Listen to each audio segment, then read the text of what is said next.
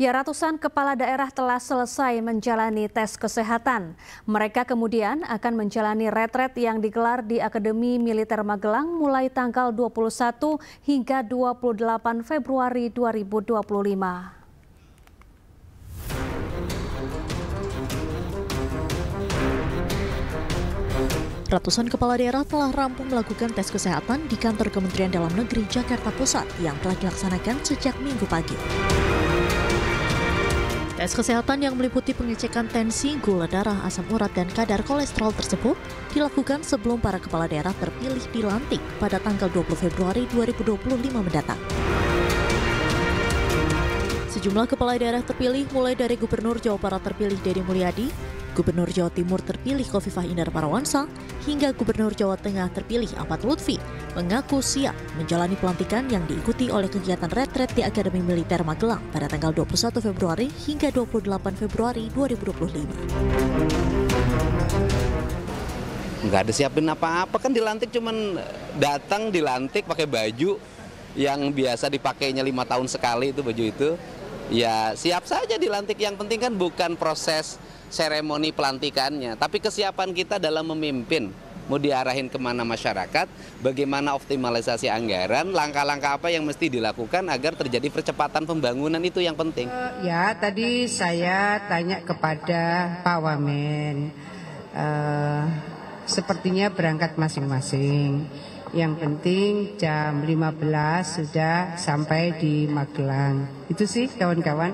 Kita mengikuti saja prosedur dan SOP serta agenda yang sudah disiapkan oleh Kementerian Dalam Negeri. Saya rasa itu posisi kita. Penutupan hari terakhir. Saya nggak tahu ya, itu mungkin dari Pak Menteri Dalam Negeri yang akan memberikan arahan maupun materi. Tapi prinsip retret ini kan untuk kebersamaan, kemudian leadership, dan yang paling pokok melakukan integrasi tentang wawasan kebangsaan kita, integrasi pemerintahan pada saat kita berjalan, baik itu secara kolaborasi pemerintah daerah maupun pemerintah pusat. Intinya itu mungkin. Retret kepala daerah akan digelar di Akademi Militer Magelang selama sepekan pada 21 Februari hingga 28 Februari 2025 usai pelantikan di Istana. Retret kali ini menjadi momen penting untuk sinkronisasi antara pemerintah pusat dan pemerintah daerah. Dari Jakarta, Tim Liputan iNews melaporkan. Pemirsa, ledakan cukup dahsyat akibat kebocoran selang regulator terjadi di rumah warga di Pegadungan Kalideres, Jakarta Barat.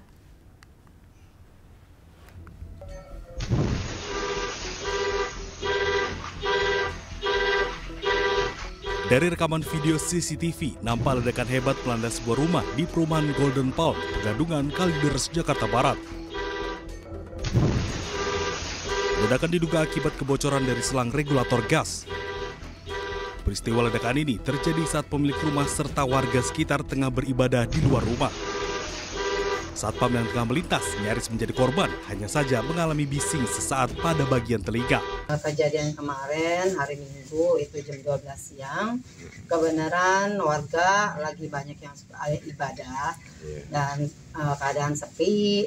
Dari situ kan ada kebocoran gas yang mungkin dari pagi mungkin sampai siang itu karena ada pergantian kulkas yang memang tarik listrik, ya mungkin meledak. Ya akhirnya kita semua RT warga bergotong royong, semuanya bawa apar, bawa ember, air, itu membantu percikan api itu sehingga selesai.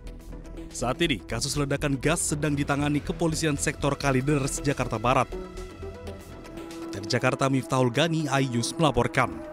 Pemirsa, 2 oknum polisi pemeras sejoli di Semarang menjalani sidang etik Polri. Kedua oknum polisi tersebut diberi hukuman demosi atau penundaan kenaikan pangkat masing-masing selama 8 dan 7 tahun. Dua oknum polisi Polrestabes Semarang, Aibtu Kusno dan Aibda Roy Legowo, tersangka pemerasan dua sejoli di Kota Semarang, menjalani sidang Komisi Kode Etik Polri di ruang sidang Bitpropam Polda Jawa Tengah Senin sore. Sidang yang dilaksanakan secara tertutup berlangsung selama 6 jam. Dalam sidang, korban tidak dihadirkan karena masih anak-anak dan hanya mengikuti sidang lewat daring. Kabid Humas Polda Jawa Tengah Kombes Pol Artanto mengatakan hasil putusan majelis hakim menyatakan perilaku kedua oknum polisi ini merupakan perbuatan tercela. Keduanya pun diberi sanksi demosi. Akan dikenakan mutasi bersifat demosi untuk Aibtu Kusno selama 8 tahun, untuk Aibda Roy Legowo selama 7 tahun. Demikian putusan vonis dari Hakim KKIP atau sidang KKIP